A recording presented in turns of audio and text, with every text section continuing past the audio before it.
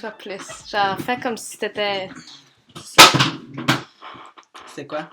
Ta plaque de sel d'ordi. Ah, ben oui. Correct. Donc, Sœur Camille, es-tu prête à parler des élections fédérales de 2019 Mais qui nous a apporté un gouvernement minoritaire, libéral? Donc, qu'est-ce que ça implique en fait? C'est qu'ils n'ont pas eu leurs 170 votes pour être majoritaires à la Chambre des communes. C'est ce que j'avais prédit. Effectivement. Qu'est-ce que ça implique? Qu'est-ce que ça implique? Ben, actuellement, c'est sûr que s'ils passent des motions ou ils ont des projets, ben, ça risque de pas passer Surtout, vu que les conservateurs, c'est leur opposition officielle. position officielle, puis qu'ils se sont promis, dans le fond, d'opposer. Ouais. Donc, de s'opposer ben, c'est ça, ils ont des valeurs qui sont assez conflictuelles, là, donc c'est deux oppositions de valeurs. C'est sûr qu'on peut s'attendre, en fait, que les prochaines semaines, ça va être décisif de savoir qu'est-ce que Justin Trudeau, en fait, va décider de faire, s'il va s'allier avec un des partis qui a été fort, NPD, Bloc québécois. On a vu qu'en pré-campagne, en fait, c'était pas du tout dans l'esprit de Yves François Blanchet. Donc, pour lui, c'était même pas une possibilité de faire une coalition. Aux côtés de Jack Minson, en fait, c'était assez mitigé. Donc, une fois, il disait oui, une autre fois, il disait non. Mais ce qui peut, en fait, se produire, c'est que soit il y a une coalition, donc des partis qui décident de se mettre ensemble pour faire une coalition, un ensemble. Il peut toujours aussi avoir une entente entre partis. Donc, ça reste que c'est deux partis complètement différents, mais ils prennent des ententes pour voter sur les mêmes projets de loi. Projet de loi ou projet en général. Puis, il y a aussi des alliances informelles où, justement, il n'y a pas de papier écrit, mais c'est, par exemple, si on a une perspective plus de gauche, on va voter ensemble sur les projets plus de gauche pour pas que ce soit les projets de droite qui passent. Fait que c'est ça. Fait que c'est ça ça se peut qu'il se passe. C'est ça, ça va vraiment décider de Justin Trudeau dans les prochaines semaines, puis comment il va se positionner. Toi, tu penses qu'il va se positionner comment? Ben moi, je pense qu'il va essayer au départ, mais je pense pas qu'il va réussir à passer ses projets de loi, surtout, justement, là, pipeline, là, je pense pas que ça va passer. Malgré que les conservateurs aussi avaient l'air de dire là, que le projet portait un autre nom, mais il passait pareil, là. Je pense qu'après 2 ans, il va sûrement avoir des réélections. Tu penses que Trudeau va continuer à pousser vers le projet Pipeline Trans Mountain malgré son opposition, malgré ses promesses électorales sur l'environnement? Oui. Oui, mais je pense qu'il va aller dans la même optique que Andrew Scheer, puis qu'il va changer de nom, qu'il va comme masquer un peu, tu sais, il disait qu'il allait planter des arbres pour faire Comme égaliser, ouais. là, balancer L'impact. l'impact, mais tu sais, je pense pas que ça va passer pareil. Tu sais, le NPD, ils sont vraiment pas pour ça.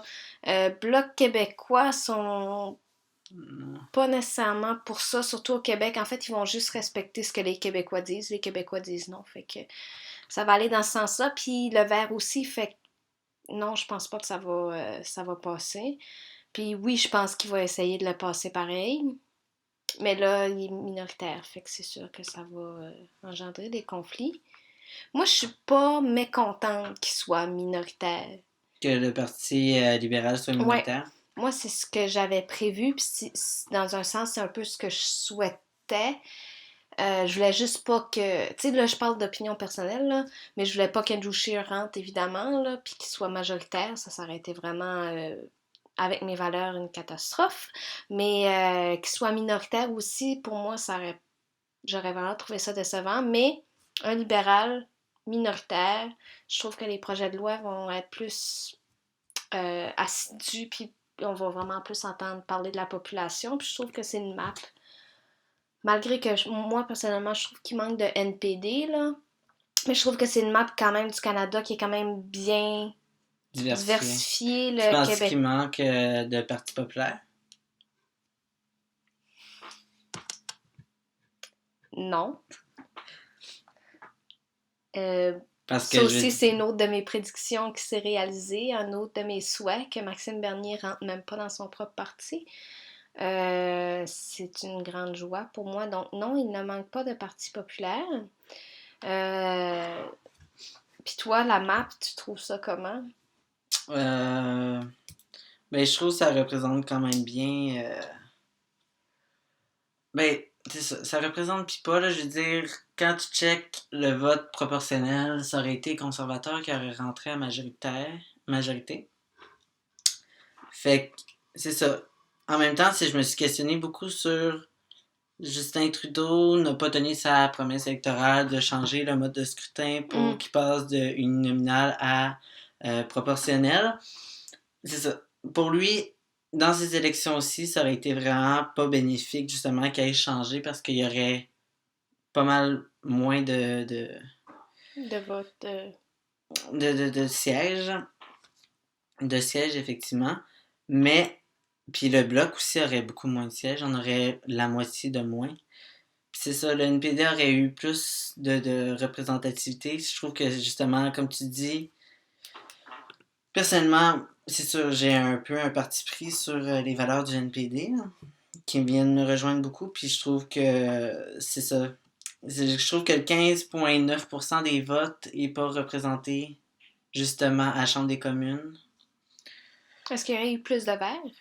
Ah oui, il y aurait eu aussi plus de verts parce que il y aurait eu presque autant de Bloc québécois que de Wow. Parti vert. Ouais, ils sont à 6,5. Mais en même temps, il y aurait eu un PPC, donc un Parti populaire. Fait que c'est pour ça, des fois, je trouve que c'est pas assez représentatif d'y aller par circonscription. En même temps, c'est ça. C'est ça qui est ça. Je trouve que ça pourrait changer comme type de scrutin. Il y a quand même aussi une élue qui a été une élue, elle a eu des votes au niveau en indépendant. Oui. Donc c'est, je me rappelle plus. Je sais que c'était une ancienne libérale. Je me rappelle plus de son nom, malheureusement. J'ai pas. Mais il y en avait quand même 9 l'année passée, des Ouais, partis indépendant. indépendants. Cette Ouais. année, il y en a juste une. Ouais. Puis c'est ça, c'est une ancienne libérale, mais en même temps, elle n'aurait pas rentré si on checkerait au niveau proportionnel. Donc, c'est ça. Ça permet, ce type de scrutin permet quand même d'élire des indépendants qui représentent d'autres types. Mais c'est ça, il manque de place. Mais c'est ça. Ma prévision, c'est qu'on retombe probablement en vote, en élection, d'ici 1 ou 2 ans. Parce que c'est ça. Probablement que les libéraux vont... C'est probablement les conservateurs qui vont contester le trône. C'est comme ça s'appelle. Là. Je me rappelle plus. Je vais utiliser le terme. Tu penses que les conservateurs, après, prendraient la... Ben, ils seraient vont... capables de les battre, là? Non, c'est ça. Je pense que c'est pas ça qui va se passer. Je pense que les gens vont revoter en ayant une perspective plus libérale ou conservateur, puis faire plus de votes stratégiques. Ouais. Pour justement, tout dépendant, c'est ça. Je trouve que c'est plate parce que c'est souvent dans ces situations-là, on dit tout le temps aux gens de ne pas voter stratégique, puis on se ramasse avec un parti minoritaire. Après, il faut retourner en élection, puis là, on nous incite à voter stratégique. Tu sais, parce que moi, là, dans la vie, tout le monde, là, en général, arrêtez de voter stratégique. Je trouve justement ça fait un manque de bonne représentation. Puis, je comprends le libéraux puis le conservateur, puis de vouloir contrer l'autre, mais c'est pas en n'étant pas content contre les libéraux, puis en votant conservateur, puis en n'étant pas content contre les conservateurs, puis en votant libéraux, qu'à un moment donné, il va y avoir du changement. Là. Je pense pas que ces grands partis-là vont changer de mentalité du jour au lendemain, puis que les libéraux ont beau dire qu'ils sont environnementalistes. Si vous voulez vraiment un parti vert, c'est parti vert. Limite NPD aussi, là, je trouve qu'ils ont quand même eu une bonne campagne là, côté environnement, puis comme le pipeline. Ils se sont quand même beaucoup battus pour ça. Monsieur Pipeline! Monsieur Pipeline! Monsieur Pipeline, moi, Jack Minting. Mais ouais, effectivement. C'est ça, c'est là que je me questionne s'il n'y a pas le mode de scrutin proportionnel. Mhm. Les gens auraient moins tendance à voter stratégique. Peut-être pas si c'est une élection suite à justement un gouvernement minoritaire. Je pense que là, les gens vont vraiment juste voter stratégique. Mais mettons, si ça avait été à ces élections-ci, probablement qu'il y aurait plus de gens qui auraient voté Parti vert ou NPD, juste pour pas faire un vote stratégique nécessairement, juste pour représenter leurs idées. Donc, c'est là que je me questionne aussi la pertinence de changer de mode de scrutin. On va prendre une pause, puis après on va repartir parce que dans le fond, ma caméra, elle peut juste filmer 12 minutes à la fois. Yes!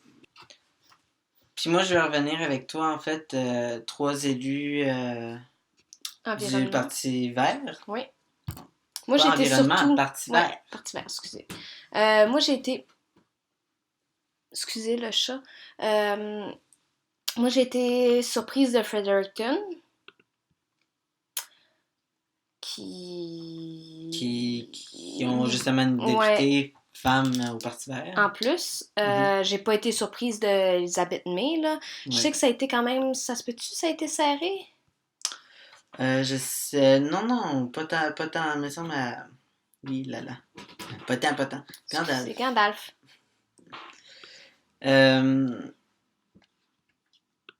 La troisième personne, c'est où? C'est juste à côté. Oui, c'est juste à côté sur l'île aussi. C'est une petite, par exemple. C'est vraiment une petite... Ça.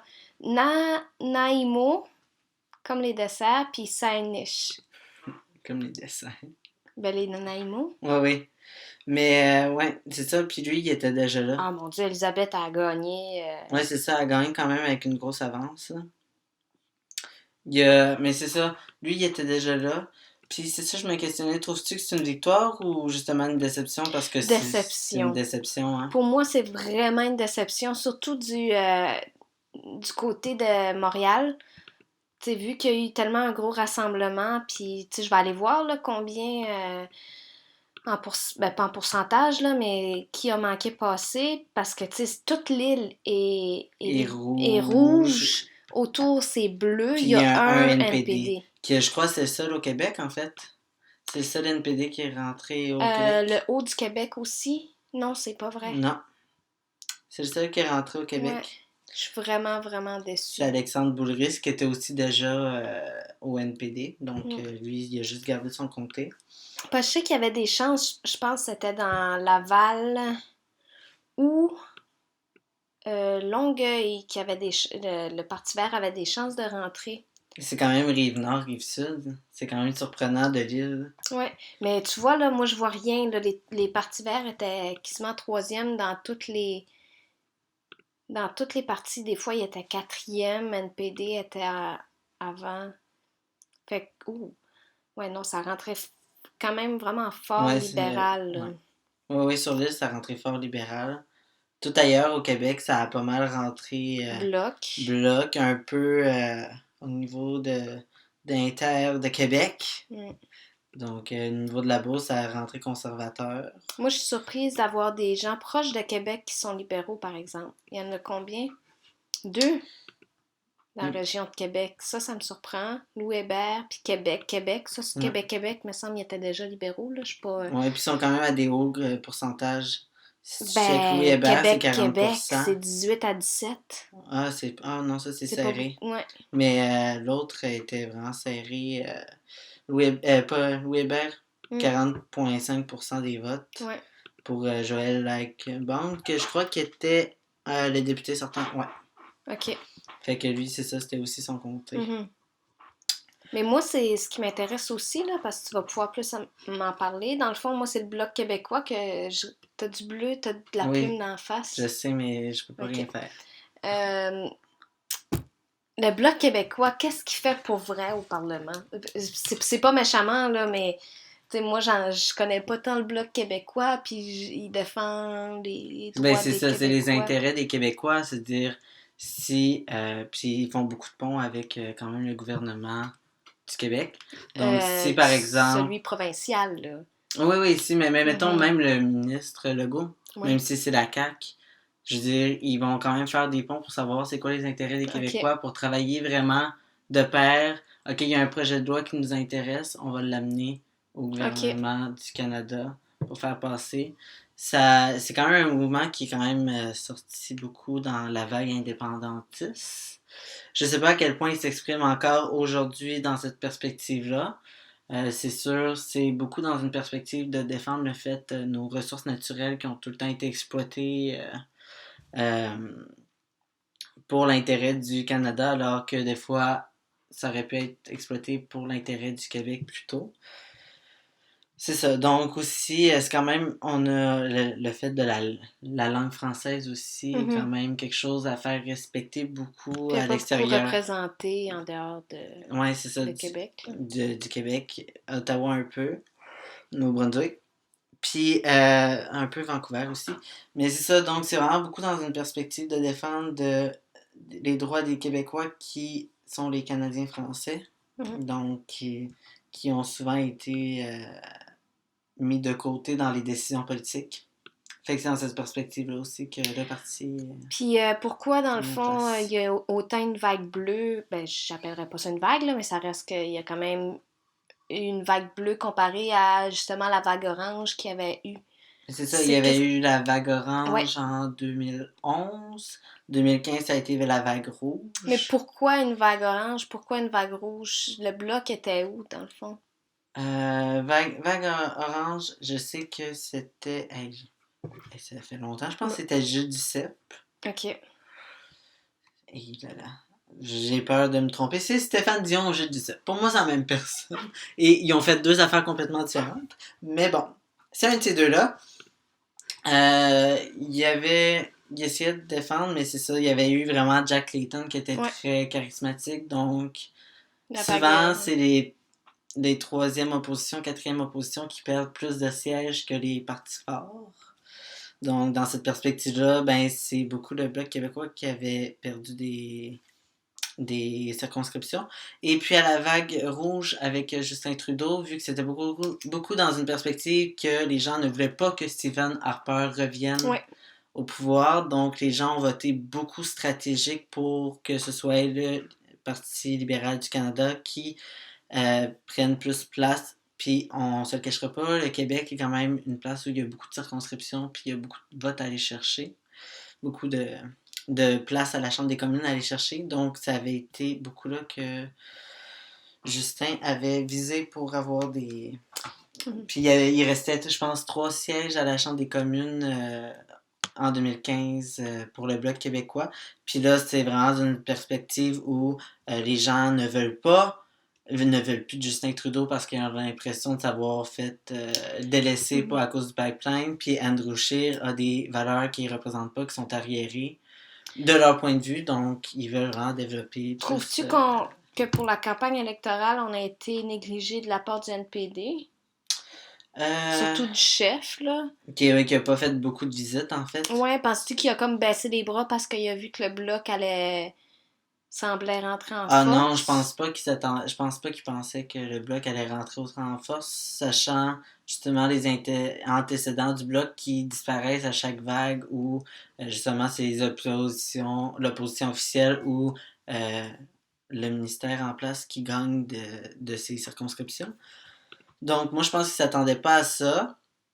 Parce qu'il Euh, n'est pas venu au Québec beaucoup, il s'est pas promené beaucoup. Je pense qu'il est venu à Montréal. il est venu un peu à Montréal, il est venu au débat des chefs en français, Mhm. puis qui était à Hull, je crois, ou à Gatineau. Mais non, non, c'est. Je pense pas de. C'était vraiment dans une perspective où il y a juste pas le temps de faire tout. Mhm. Puis. Mais il y avait quand même des sièges à gagner au Québec, là. Le Ouais, mais je pense NPD qu'il est a capable de été essayé de les rentrer. chercher plus au niveau d'Ottawa. OK. Donc, c'est la perspective que moi j'ai. Mhm. Puis, c'est quand même. Je pense que viser quand même aller chercher des sièges au niveau de son coin aussi, là. Ouais. C'est ça. OK. Mais je pense que. Je pense qu'il a fait une très belle campagne, mais que c'est ça. Il manquait de temps. Mhm. Puis, c'est ça. As-tu autre chose à rajouter? Parce que ça fait quand même déjà 20 minutes qu'on parle. Oh là là. Ben, j'ai bien des choses à dire, mais on gardera ça pour une autre fois. Ça sera à une prochaine élection, hein, comme disait-on. Puis, c'est ça. Fait que ça fait le tour pour toi. Oui, pour les élections... Es-tu satisfait des élections 2019 fédérales? Non. J'ai hâte de retomber en élection, puis justement que... je suis tannant avec mon crayon. Mais justement que on ait un jour un autre type de mode, un autre mode de scrutin. Moi, c'est vraiment ça qui m'allumerait beaucoup. Je trouve que les élections m'ont déçu à cause de la manque de représentativité. Je serais même prêt à accepter d'avoir un Andrew Scheer comme premier ministre si c'est plus représentatif de l'opinion des gens du Canada. Donc, c'est sûr, moi, c'est dans cette perspective-là que je trouve que ce serait plus intéressant comme élection et c'est pour ça que je suis un peu déçu. Et toi? Moi, je suis quand même, avec le contexte actuel, comme j'ai dit, moi, j'espérais quand même que les libéraux rentrent à la place des conservateurs. Je voulais pas qu'ils rentrent majoritaires. Donc, en gros, je suis satisfaite. Je trouve encore qu'il y a trop de votes stratégiques, mais ça, c'est vraiment, ça vient avec mon opinion personnelle. De ce que je vois des jeunes, des milléniaux, puis tout ça, qui deviennent de la population la plus grande, là, bientôt. Je pense qu'il y a de plus en plus des votes qui vont avec leurs valeurs que des votes stratégiques. Moi, c'est avec mon entourage, j'ai vu ça, mais c'est peut-être pas la majorité non plus. Mais je le souhaite vraiment encore pour les prochaines élections, même si on retombe en élection, ça sera pas ça, là. Ouais. Mais voilà. C'est bon. Ben, merci Camille d'avoir parlé avec moi des élections. Merci. C'était super intéressant. Super. Passez une belle journée. Bonne journée, bye! Bye!